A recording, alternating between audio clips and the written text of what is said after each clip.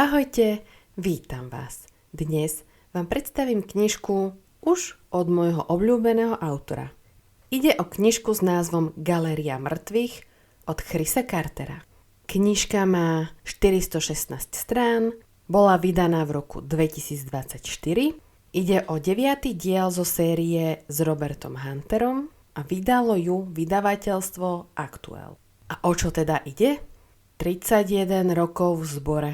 Za ten čas som videl viac než dosť príšerných vecí.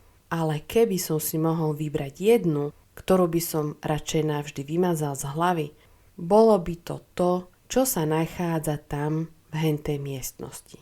Oznamuje nadporúčik Los Angeleskej polície detektívom Hunterovi a Garciovi pri ich príchode na jedno z najšokujúcejších miest činu, aké zažil.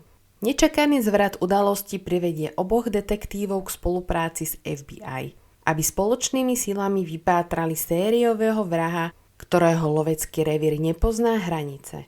Psychopata, ktorý miluje to, čo robí, pretože vražda je preňho niečím oveľa väčším, než len zabíjaním. Je preňho formou umenia. A môj názor? Zasa ide o jednu fantastickú knižku z rúk Chrisa Cartera s jeho detektívom Hunterom a Garciou. Knižku neodložite, za to vám ručím.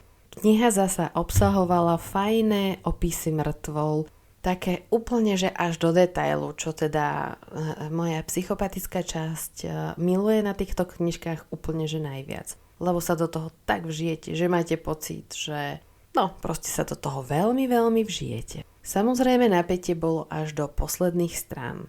Ako to už býva pri Carterových knižkách, na konci bolo aj všetko vysvetlené, čo ja teda mám veľmi rada, lebo potom tam nevznikajú rôzne otázky. Ale pri tejto knižke ma trošku naštval koniec, malinko spoileru na koniec.